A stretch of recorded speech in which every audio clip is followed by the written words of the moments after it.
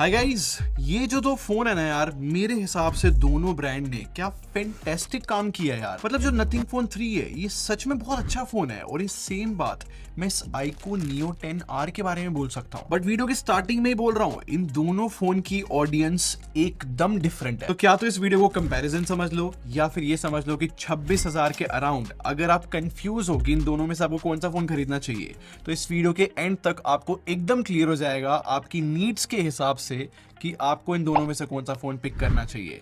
तो स्टार्ट करने से पहले, मेरा नाम है संचित, चैनल का नाम है टेक बार। मैं आप लोग का टेक खरीदने एक्सपीरियंस बेटर करना चाहता हूं तो सब्सक्राइब पे क्लिक कर लो, साथ में बेल आइकन जरूर प्रेस कर लेना। सबसे ऑब्वियस डिजाइन से स्टार्ट करते हैं। ऑब्वियस इसलिए बोल रहा हूं क्योंकि जो नथिंग फोन का डिजाइन है ना, मैंने कितनी बार देखा है, कुछ लोगों को बिल्कुल पसंद नहीं आता, कुछ लोगों को बहुत पसंद आता है। तो अगर आपको नथिंग फोन का डिजाइन पसंद है तो ऑब्वियसली आपके लिए क्लियर विनर नथिंग फोन होगा। बट अगर आप एक ऐसे यूजर हो जिसको एक सेफ डिजाइन चाहिए, यूनिक फैक्टर नहीं चाहिए जो कि नथिंग फोन में मिलता है, तो ऑब्वियसली इस केस में यहाँ पर Neo 10R ही बेटर ऑप्शन रहेगा। बट मैं कुछ फैक्ट्स बताता हूँ जिससे आपकी हेल्प होगी। देखो, मेरे हिसाब से जो iQOO Neo 10R है ना, इसकी डिजाइन लैंग्वेज मतलब इन हैंड फीलिंग की बात कर रहा हूँ, बहुत कंफर्टेबल है अगर मैं नथिंग से कंपेयर करूँ। जबकि नथिंग फोन 3A की खास बात यह है कि इसकी इन हैंड फीलिंग ना मुझे प्रीमियम लगी अगर मैं iQOO से कंपेयर करूँ, क्योंकि ग्लास बैक पैनल है और थोड़ा बॉक्सी फ्रेम है, तो सच में प्रीमियम तो लगता है। और दोनों फोन की IP रेटिंग में एक स्लाइट डिफरेंस है। मतलब नथिंग जो है IP64 रेटिंग के साथ आता है, जबकि iQOO जो है IP65 रेटिंग के साथ आता है। टेक्निकली बता रहा हूं, इन दोनों IP रेटिंग में डिफरेंस ये है, लो प्रेशर जेट से अगर डिफरेंट एंगल से पानी हिट होता है तो चांसेस है iQOO सर्वाइव कर जाए, मे बी नथिंग ना कर पाए। मतलब यही एक बेसिक सा डिफरेंस रहता है IP64 और 65। खैर, नथिंग का एडवांटेज ये है कि ट्रांसपेरेंट बैक है ना, तो यहाँ पर ग्लिफ लाइटिंग मिलती है, तो ये नोटिफिकेशन लाइट की तरह काम कर जाता है। और इस फोन में एक एक्स्ट्रा की मिलती है एसेंशियल की नाम से, जिसके कुछ AI रिलेटेड फीचर है जो कि मैं आगे चल के बताऊंगा। अच्छी चीज है। और इन दोनों फोन के हैप्टिक फीडबैक में कंपेयर कर रहा था, नो डाउट दोनों फोन की वाइब्रेशन मोटर बहुत सही है, but still I think iQOO की जो हैप्टिक फीडबैक की ट्यूनिंग है वो थोड़ी सी बेटर है। बट जब मैंने दोनों फोन के स्पीकर कंपेयर किए है, यहाँ पर मुझे नथिंग के स्पीकर बेटर लगे, ज्यादा डेप्थ है, ज्यादा बेटर सेपरेशन है। और लास्ट, ऑप्टिकल फिंगरप्रिंट्स के अंदर दोनों ही फोन के बहुत अच्छा काम करते हैं भाई, same he location. In short मैं ये कहना चाहता हूँ कि ज्यादा प्रीमियम डिजाइन और थोड़े एक्स्ट्रा फीचर नथिंग में मिलते हैं, जबकि iQOO जो है ज्यादा कंफर्टेबल डिजाइन के साथ आता है और स्लाइटली बेटर IP रेटिंग के साथ आता है। अपनी नीड के अकॉर्डिंग आप इनमें से पिक कर सकते हो। बट इन दोनों फोन की ना डिस्प्ले की स्पेसिफिकेशंस देखो, एकदम क्लियर तरीके से बता रहा हूँ, जो रेजोल्यूशन है और जो पीक ब्राइटनेस है वो iQOO की बेटर है, तो डिस्प्ले की स्पेक्स स्लाइटली बेटर iQOO की बोली जाएगी। इनफैक्ट दोनों फोन की डिस्प्ले को प्रैक्टिकली भी जब मैं टेस्ट कर रहा था ना, तो नेटफ्लिक्स पे HDR का सपोर्ट iQOO लेकर आता है, नथिंग नहीं लेकर आता। तो इसी वजह से अगर दोनों फोन पे नेटफ्लिक्स पे सेम कंटेंट चलाया जाए ना, तो बेटर कॉन्ट्रास्ट और बेटर हाईलाइट iQOO लेकर आता है। बट यहीं पे इंटरेस्टिंग बात पता है क्या है, ओवरऑल जो ब्राइटनेस है वो नथिंग की ज्यादा है, तो कुछ लोगों को ज्यादा ब्राइट आउटपुट पसंद आता है, बट कॉन्ट्रास्ट फिर भी iQOO का अच्छा है। बाकी रिफ्रेश रेट की बात करूं तो ऑन पेपर जो iQOO है 144 हर्ट्ज का रिफ्रेश रेट लेकर तो आता है, बट ये जो 144 हर्ट्ज है यार, ये कुछ गेम्स पे ही हिट करता है, तो लाइक इतना इंपॉर्टेंट फीचर नहीं है। ये बात भी इसलिए बोल रहा हूँ क्योंकि दोनों ही फोन की जो डिस्प्ले है ज्यादातर 120 हर्ट्ज पे ही वर्क करती है और अच्छे से काम कर रही है। इनफैक्ट iQOO की एक प्रॉब्लम है कि गूगल की कुछ एप्स जो है 90 हर्ट्ज के रिफ्रेश रेट पे ही चलाता है ये। जबकि आउटडोर ब्राइटनेस की बात करूं तो डायरेक्ट सनलाइट में नथिंग जो है ज्यादा विजिबल है। तो सारी चीजें कंसीडर करो ना, अगर आप बहुत ज्यादा कंटेंट देखते हो OTT पे या फिर इन जनरल, तो उस केस में iQOO बेटर है। और अगर आपको आउटडोर बहुत फोन यूज करना पड़ता है तो उस केस में नथिंग बेटर है। अच्छा, बैटरी डिपार्टमेंट की बात करते हैं और यहाँ पर क्लियर विनर iQOO, क्योंकि नथिंग में जो है ना 5000 mAh की बैटरी मिलती है, तो यहाँ पर iQOO 6400 mAh की बैटरी लेकर आ रहा है, तो काफी बड़ा डिफरेंस है। और सिमिलरली चार्जिंग स्पीड में भी डिफरेंस है। नथिंग जो है 50 वॉट पे चार्ज होता है, जबकि iQOO 80 वॉट पे चार्ज होता है, और iQOO जो है बॉक्स में चार्जर भी देता है। और जब सॉफ्टवेयर की बात करते हैं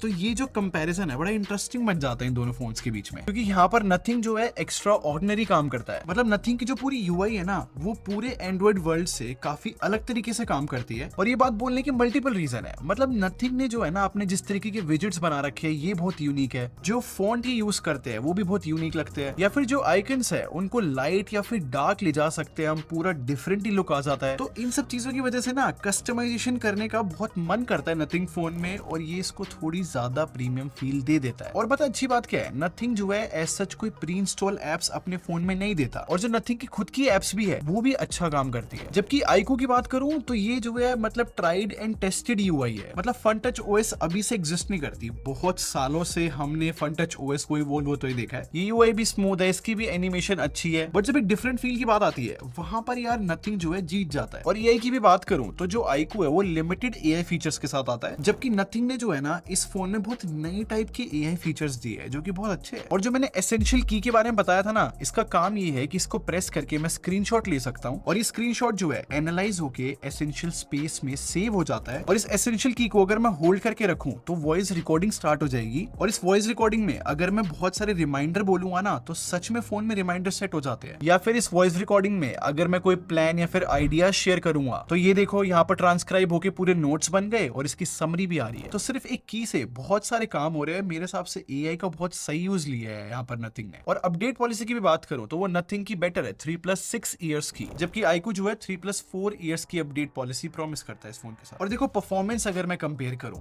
तो मैं तो क्लियरली ये बोलूंगा कि iQOO का जो प्रोसेसर है वो बहुत बेटर है। आई मीन iQOO में जो है स्नैपड्रैगन 8s Gen 3 मिलता है जो कि बहुत ज्यादा पावरफुल है अगर मैं नथिंग के प्रोसेसर से कंपेयर करूं जो कि स्नैपड्रैगन 7s Gen 3 है। और टेक्निकली देखा जाए अगर हम iQOO का हायर वेरिएंट भी खरीदते हैं तो उसमें UFS 4 स्टोरेज मिल जाएगी जो कि बहुत ज्यादा फास्ट स्टोरेज है अगर हम नथिंग की UFS 2.2 स्टोरेज से कंपेयर करें। ये जितनी भी टेक्निकल चीजें बताई है ऑब्वियसली इस वजह से iQOO की जो बेंचमार्क्स है वो काफी ज्यादा आते हैं अगर हम नथिंग से कंपेयर करें तो। और सिर्फ बेंचमार्क्स नहीं, मतलब मैं प्रैक्टिकली यहाँ पर गेमिंग टेस्ट कर रहा था इन दोनों फोन के अंदर, क्योंकि गेमिंग से पता लग जाता है कि परफॉर्मेंस में कितना बड़ा गैप है। और मैंने सबसे ज्यादा हैवी गेम से स्टार्ट किया जो कि विदरिंग वेव्स है, और नथिंग में ना ये गेम काफी अनस्टेबल लग रहा था। और जो एवरेज FPS भी है ना नथिंग में 43 आए हैं, इनफैक्ट टेम्परेचर भी 43 डिग्री चला गया था। और अगर इन सब चीजों को iQOO की परफॉर्मेंस से कंपेयर किया जाए तो इस गेम में iQOO ने 52.2 एवरेज FPS दिखाए। अब iQOO में भी थोड़ा सा अनस्टेबल था गेम प्ले, बट यार बहुत बेटर था नथिंग के मुकाबले। और हीट की भी बात करूं तो 44.5 डिग्री चला गया था iQOO। मैंने और भी हैवी गेम्स खेले हैं, मतलब मैंने जेंशन इंपैक्ट खेला इन दोनों फोन के अंदर। ये गेम भी जो है नथिंग फोन ढंग से हैंडल नहीं कर पा रहा था, क्योंकि इस गेम में भी एवरेज FPS 49.7 आए इस फोन में। और फ्रेम रेट का ग्राफ देखो बहुत अनस्टेबल है नथिंग फोन में। जबकि iQOO की बात करूं तो ये बहुत स्टेबल गेम प्ले दिखा पा रहा था। 60.1 एवरेज FPS दिखाया iQOO ने, जो कि बेटर ही है। बाकी BGMI की बात करूं तो ये तो दोनों ही फोन बहुत अच्छे से हैंडल कर रहे थे। इनफैक्ट नथिंग ने जो है कम टेम्परेचर शो किया है। खैर बहुत सारी टेस्टिंग के बाद मैं इतना आपको बता सकता हूं, अगर आपको BGMI COD जैसे नॉर्मल गेम्स खेलने हैं तो दोनों फोन तो हैंडल कर लेंगे, बट अगर आपको हाई एंड गेमिंग करनी है उसमें एनी डे मैं बोलूंगा iQOO मच बेटर है। और ऑनेस्टली नॉर्मल यूसेज की भी बात करूं ना, यहाँ पर भी डिफरेंस है। मतलब जब हम देखते हैं कि ऐप जल्दी खुल रही है iQOO के अंदर और थोड़ी बेटर मल्टीटास्किंग हो रही है नथिंग के मुकाबले, वो थोड़ा डिफरेंस आ जाता है। एंड आई थिंक इसके पीछे रीजन ये है कि नथिंग में UFS 2.2 स्टोरेज है ना, तो मतलब काफी बार ऐसा हुआ है नथिंग फोन को जब हम रीस्टार्ट करते हैं तो स्टेटस भी दिख जाते हैं। तो क्लियर बात ये है कि अगर आपको फास्ट और रिलायबल परफॉर्मेंस चाहिए तो वो iQOO की है। और अगर अब मैं इन दोनों फोन का कैमरा डिस्कस करूं तो बड़ी इंटरेस्टिंग सी स्टोरी है। पहले सेटअप बता देता हूं। नथिंग में जो है 50+50+8 मेगापिक्सल का सेटअप मिलता है, जबकि iQOO में जो है 50+8 मेगापिक्सल मिलता है। मतलब जो नथिंग में एक एक्स्ट्रा 50 मेगापिक्सल मिलता है ना, वो टेलीफोटो लेंस है। खैर वो अलग बात है, उसका सेंसर साइज छोटा है। और अब दोनों फोन से साइड बाय साइड फोटोज देखो। अब यहाँ पर पता है मैंने क्या नोटिस किया कि नथिंग में जो डिटेल्स है ना वो बहुत नेचुरली आती है, जबकि iQOO पता है क्या करता है, शार्पनेस लेकर आता है फोटो में थोड़ी ज्यादा, इस वजह से थोड़ी एक्स्ट्रा प्रोसेसिंग दिखती है फोटो में। और दोनों फोन के HDR की बात करूं तो नथिंग पता है क्या करता है, ब्राइट फोटोज कैप्चर करता है, जबकि iQOO जो है कॉन्ट्रास्ट बहुत हायर साइड रखता है, थोड़ा डार्क रखता है। तो कॉन्ट्रास्ट ज्यादा होने की वजह से ना, जैसे कि ग्रूट वाली फोटो है उसमें सब्जेक्ट डार्क हो सकता है iQOO, बट iQOO पता है इतनी कॉन्ट्रास्टी फोटो क्यों खींचता है, क्योंकि iQOO जो है by default vivid colour profile पे फोटो खींचता है, तो इसलिए ऐसी फोटोज आती है। तो अगर नेचुरल कलर प्रोफाइल पे जाएंगे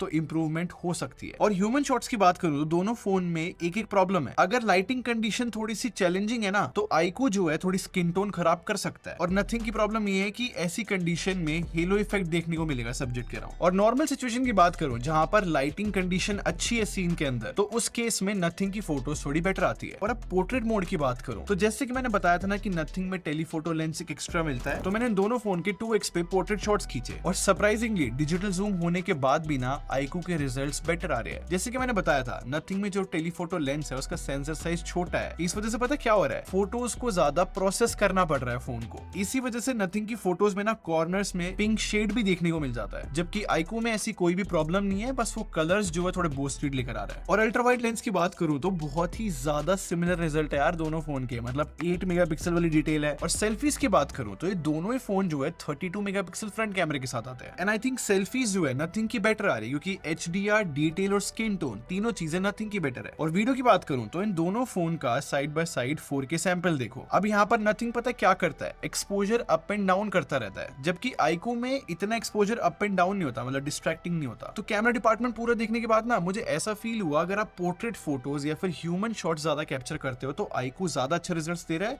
जबकि अगर आप लैंडस्केप बहुत ज्यादा कैप्चर करते हो तो उस केस में नथिंग ज्यादा अच्छा है। तो अब सब चीजों को कंबाइन करते हैं। देखो अब कैमरा और डिस्प्ले इन दोनों फोन की बहुत सही है। आई मीन कैमरा और डिस्प्ले में दोनों फोन अपना अपना एडवांटेज लेकर आ रहे हैं। बट अगर मैं डिजाइन, बैटरी, सॉफ्टवेयर और परफॉर्मेंस की बात करूं तो इन 4 डिपार्टमेंट में बहुत इक्वली डिवाइडेड है दोनों फोन, और यहीं से आपको बहुत इजी हो जाएगा समझना कि आपके लिए इन दोनों में से कौन सा फोन अच्छा है। तो मैं सजेस्ट करूंगा अगर आपको सॉफ्टवेयर एक्सपीरियंस बहुत मैटर करता है और आपको बहुत अच्छा सॉफ्टवेयर एक्सपीरियंस चाहिए और बहुत ही यूनिक डिजाइन चाहिए तो नथिंग फोन 3 एक फैंटास्टिक चॉइस रहेगी आपके लिए। जबकि आईक्यू मैं उन लोगों को सजेस्ट करूंगा जिनको परफॉर्मेंस बहुत मैटर करती है, गेमिंग बहुत करते हैं और परफॉर्मेंस की वजह से फोन थोड़ा लंबा चलेगा, मतलब आने वाले टाइम में ज्यादा परफॉर्मेंस भी रहेगी ना इसमें। और मोस्ट इंपॉर्टेंटली अगर बैटरी बैकअप आपको बहुत मैटर करता है वो भी आईक्यू का बेटर रहेगा। तो यहां से आपको क्लैरिटी आ गई होगी क्योंकि आपके पास अब क्लियर चॉइस है कि आपको क्या चीज चाहिए फोन। तो अब कमेंट सेक्शन में बताओ आपके हिसाब से कौन सा अच्छा फोन है। और अगर ये वीडियो पसंद आई हो तो लाइक बटन पे क्लिक कर दो और सब्सक्राइब करके हमारे टेक बार आर्मी को ज्वाइन कर लो। हम लोग क्वालिटी बिलीव रखते हैं।